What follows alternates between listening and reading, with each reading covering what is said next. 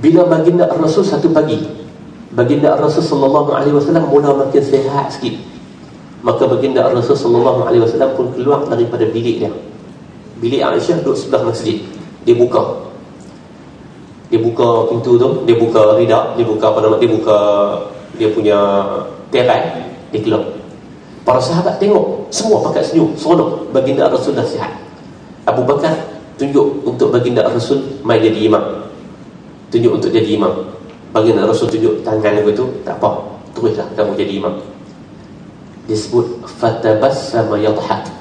Waktu itulah Nabi SAW bila dia tengok tabassama, senyum, yadhhak, sehingga nak jadi ketawa sikit. Makna baginda sallallahu alaihi wasallam bergembira. Kemudian tuan-tuan, baginda Rasul sallallahu alaihi wasallam masuk dalam rumah. Bila masuk dalam rumah itulah baginda sallallahu alaihi wasallam selesai sembahyang. Kemudian ketika baginda masuk dalam rumah itulah baginda sallallahu alaihi wasallam mula mai sakit, apa yang dinamakan sakaratul maut. Mai sakit, apa yang dinamakan sakaratul maut. Riwayat daripada Sayyidatina Aisyah Fatimah, anak baginda Rasul, dia kata, aku tengok pada waktu itu, tuan-tuan tengok di muka surat yang ke-12. Perhatikan saat kesyahduan itu, cukup syahdu. Muka surat yang ke-11 bawah tu, diriwayatkan oleh Aisyah radhiyallahu anha, katanya, baginda sedang menghadapi saat sakaratul maut. Baginda menyandarkan badannya ke dada Aisyah radhiyallahu anha, dan baginda menceritakan, di hadapanku terdapat satu bekas, ini Aisyah menceritakan, di hadapanku terdapat satu bekas yang mengandungi air. Baginda memasukkan tangannya ke dalam air tersebut, dan baginda menyapu mukanya seraya bersabda, la ilaha illallah, inna lil mauti sakarat. La ilaha illallah, sesungguhnya bagi kematian itu ada sakaratnya.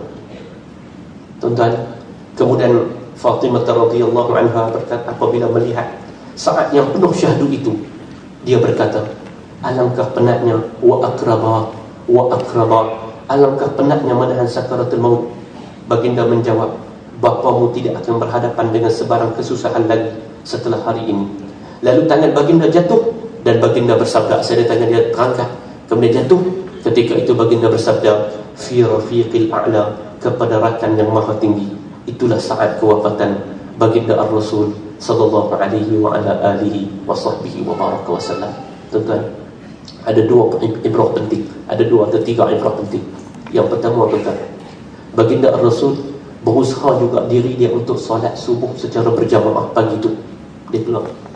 Dan Nabi SAW beritahu, antara sembahyang yang paling besar ganjarannya adalah sembahyang subuh.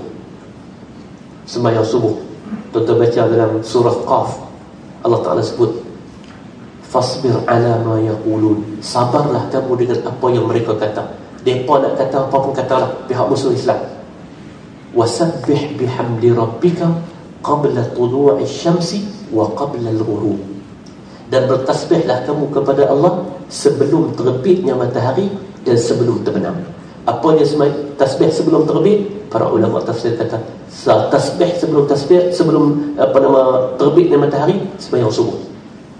Sembahyang subuh ni dia mempunyai makna yang cukup besar.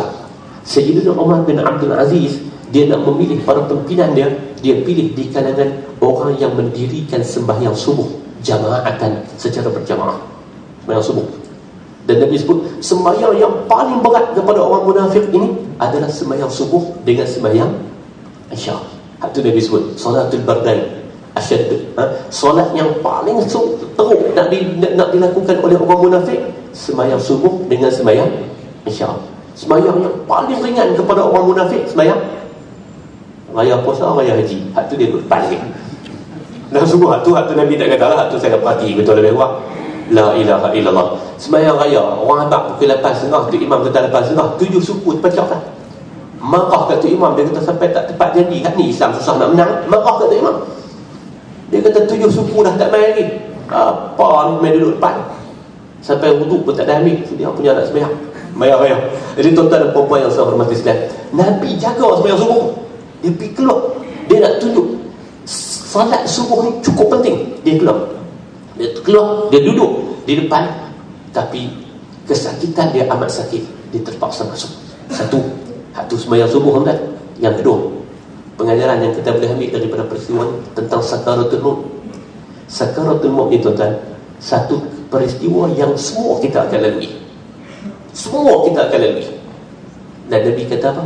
La ilaha illallah inna lil mauti sakaratun.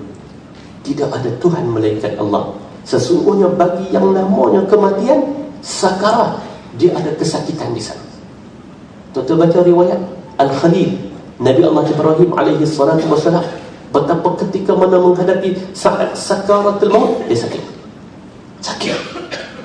Al-Rasul sallallahu alaihi wasallam sakit ketika mana menghadapi sakaratul maut. Sakaratul maut tidak ada siapa pun yang boleh terlepas. Oh, saya tak akan melalui sakaratul maut. Dah, semua orang, hatta Nabi. Nabi ini disebut sebagai Al-Habibul Mustafa. Nabi Allah Ibrahim disebut sebagai Al-Khalil, akan menghadapi sakaratul maut. Sakaratul maut, inna lil mauti sakarat. Setiap orang yang hidup ini pasti akan mati, dan bagi setiap kematian itu ada sakarat. Lalu Nabi ajar kat kita, tuan-tuan baca doa selalu, Allahumma a'inni ala sakaratil maut. Ya Allah, bantukanlah aku. Bukan ya Allah hilangkan sakaratul maut. Dah, sebab sakaratul maut bagi setiap kematian akan ada sakaratnya. Nabi kata, Allahumma a'inni, ya Allah, berilah bantuan kepada aku, tolonglah aku untuk menghadapi sakaratul maut. Untuk tengok orang yang nak menghadapi saat kematian. Petang kemarin saya tengok nak pergi kuliah di Pulau Maraja, sama dengan U-turn tu, tengok-tengok ada satu orang pakcik dilanggar dan mati malam tadi. Dia duduk lintas jalan nak pergi Pulau Maraja, Masjid Pulau Maraja untuk menyertai kuliah. Ja'alahullahu wa iyyana minal muttaqin. Mudah-mudahan Allah Ta'ala jadikan dia dan kita di kalangan orang-orang yang bertakwa. Lintas jalan, bagi. Dan ketika duduk kelumpuk atas jalan tu, kita nampak sakarat, saat menghadapi sakarat. Tak ada siapa pun yang boleh lepas daripada saat sakarat itu. Satu. Dua. Yang ketiga yang tuan-tuan cuba perhati betapa kasihnya baginda Rasul sallallahu alaihi wasallam kepada Fatimah. Tetapi kasihnya kepada Fatimah lebih dia mengasihi Allah Jalla wa Ala. Dia ajar kepada kita, baginda ajar kepada kita, dia kata tak dianggap beriman seseorang kamu sehingga Allah dan Rasulnya lebih dikasihi min waladihi, daripada bapanya, wa walidihi, dan anaknya. Dan baginda Rasul menggambarkan ketika dia menenangkan anaknya yang bernama Fatimah, setelah itu dia meletakkan kerinduan dia yang lebih kepada Tuhannya yang disebut sebagai Ar-Rafiqul A'la. Nabi ajak kat kita, Nabi sebut, Nabi bagi pengajaran, dan Nabi tidak hanya secara teori, bahkan baginda mempraktikannya saat kewafatan menjenguk. Dia kata, benar Fatimah, ayahmu sakit, ayahmu tak akan menghadapi kesakitan lagi lepas hari ini. Tetapi dia sebut kepada Fatimatul Kubra, kepada anaknya yang amat dikasihi, ila Rafiqil A'la, yang lebih aku kasih adalah Allah Qadhi Rabbul Izzati wal Jalal. Wafatlah baginda Rasul sallallahu alaihi wa ala alihi wa sahbihi wa baraka wa sallam.